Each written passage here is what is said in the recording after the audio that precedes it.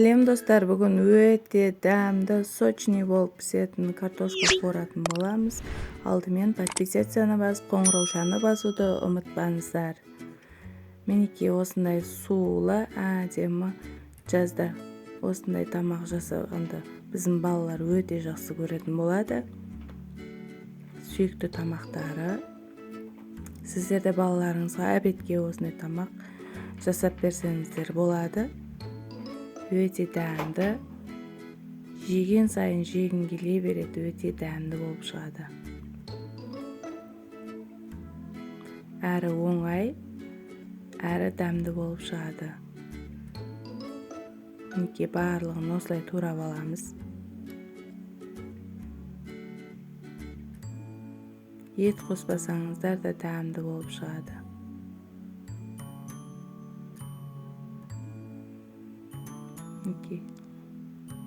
Обедке тез қуырып жегенге өте оңай әрі дәмді болып шығады. Әрі жылдам тез пісетін болады. 10 минутта дайын болатын тағам. Мінекей сәбізімізді барлығын осылай турап аламыз. Помидорымызды тураймыз. Помидордың суы шығып, болгарскийдің барлығын суы шығып, өте сочный картошка тамақ болып шығады.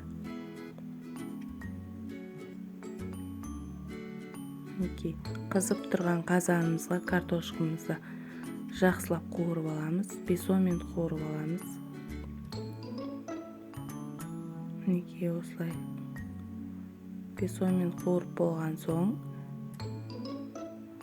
пиязымызды, болгарский, сәбіз барлығын салып қуырып,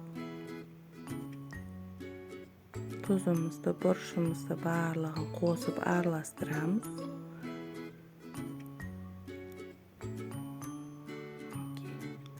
Баклажанымызды саламыз, помидорымызды саламыз. Мінекей осылай бұқтырып қоямыз. Мінекей 10 минуттан кейін тамағымыз дайын болып шығады. Сіздер де жасап көріңіздер, өте дәмді болып шығады. Мінекей ас болсын, сіздер де жасап көріңіздер.